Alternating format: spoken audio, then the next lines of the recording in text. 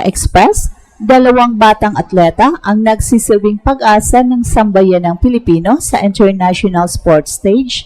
Si Kai Sotto, na may chance ang maging unang homegrown Pinoy na makapasok sa NBA, at si Alexandra Ayala, na nakikita na ngayon bilang pinakamalapit na Pinay sa kasaysayan na makakuha ng isang Grand Slam title. Si Kai, sa edad na 23, ay isa ng established name sa Gilas, Pilipinas. Bago ang kanyang ACL injury nitong January, nagtala siya ng 15.5 points, 12.5 rebounds and 3.8 assists sa FIBA Asia Cup qualifiers. At sa Japan B-League kasama ang Koshigaya Alphas, ipinakita niya ang consistency bilang double-double producer, bagay na nagpapatunay na kaya niyang makipagsabayan sa international level. Sa kanyang taas na 7'3", na sinasamahan ng shooting touch, passing vision at rim protection, malinaw na pasok siya sa mold ng modern big man na gustong makuha ng mga NBA teams. Ang susi na lang ay ang kanyang tuloy-tuloy na rehabilitasyon at muling pagbabalik sa competitive form. Samantala, si Alexandra Ayala ay patuloy na gumuguhit ng kasaysayan sa tennis. Sa US Open 2025, pinatumba niya ang world number 14 na si Clara Towson upang maging unang Pinay na nanalo ng Grand Slam major match sa Open era. At bago pa nito, nagkaroon siya ng breakout run sa Miami Open 2025 kung saan umabot siya hanggang semifinals matapos talunin ang mga dating Grand Slam champions tulad ni Jelena Ostapenko, Madison Keys at dating world number 1 Iga Swiatek. Sa edad na 20, nakapasok na siya sa top 60 ng WTA rankings, pinakamataas na rank na naabot ng isang Pinay, at malinaw na nagsisilbing inspirasyon sa mga kabataang tennis player mula sa Pilipinas. Kung si Kai ay magtatagumpay na makapasok sa NBA, ito ang magiging pinakamalaking milestone sa kasaysayan ng Pinoy basketball. Hindi lang ito tagumpay niya, kundi tagumpay ng lahat ng batang Pinoy hoopers na nangangarap makarating sa pinakamalaking basketball league sa mundo. At kung si Alexandra naman ay makakakuha ng isang Grand Slam title, siya ang magiging kauna-unahang Pinay na makakagawa nito, isang bagay na tiyak na magtutulak ng mas malawak na interest sa tennis sa Pilipinas, isang sports na hindi traditional na nasa spotlight ng bansa. Kai Sotto at Alexandra Ayala ang bagong mukha ng Pinoy pride sa tennis. Magkaiba man ang kanilang laban, iisa ang kanilang pinapatunayan. Kayang makipagsabayan ng Pinoy sa pinakamalaking entablado ng sports. Ang tanong na lang ngayon, sino kaya ang unang makakaakyat sa tuktok ng kasaysayan? Si Kai Sotto ba bilang NBA pioneer o si Alexandra Ayala bilang Grand Slam champion? Ka-Express, isa sa pinakamalalaking usapan ngayon sa sports ay ang sabay na pag-angat ng dalawang batang Pinoy na kayang mag-ukit ng kasaysayan. Si Kai Sotto sa basketball at si Alexandra Ayala sa tennis.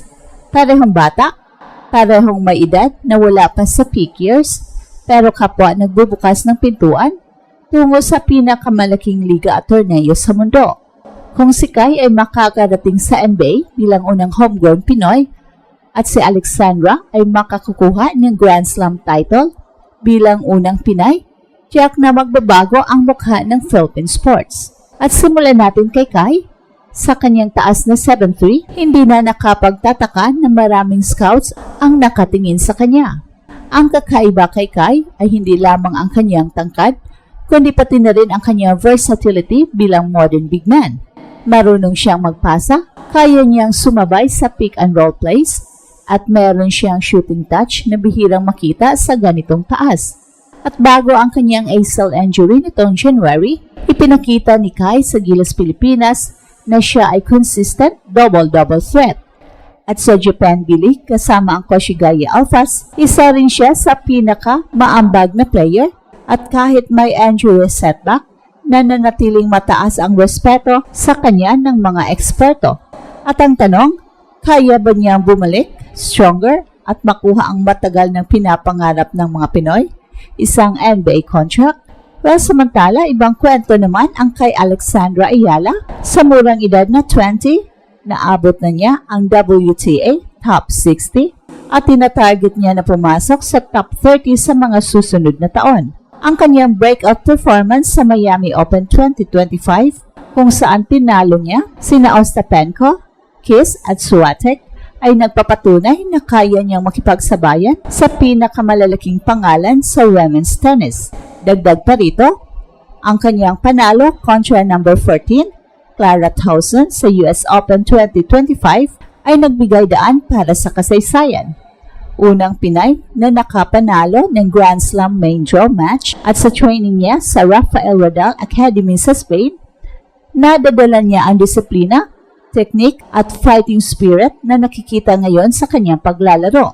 At kung pagbabatayan ang trajectory, parehong may malinaw na landas sina Kai at Alexandra. Ang NBA ay nananatiling pinakamahirap maabot na basketball league, pero sa tamang recovery at consistent na performance, may chance ang maging pioneer si Kai.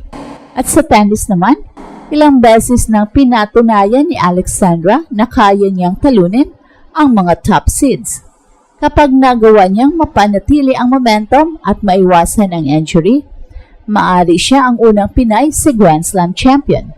Dalawang atleta, dalawang laban, iisang mithiin.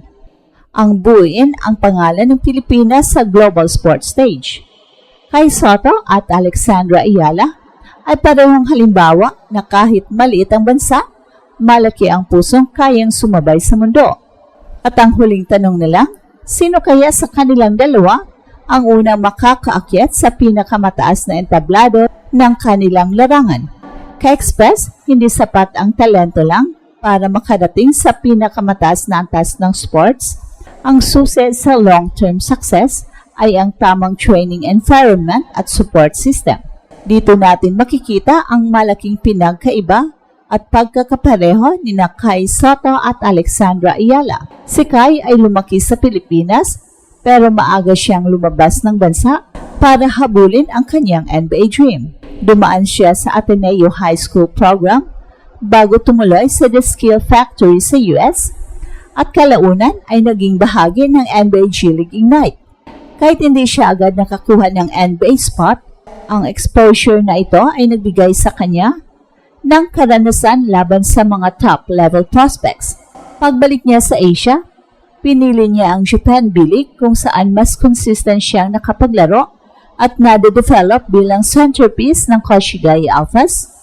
At bukod pa dito, ang Gilas Pilipinas ay nagsilbing pangunahing platform niya para ipakita ang kanyang galing sa international stage.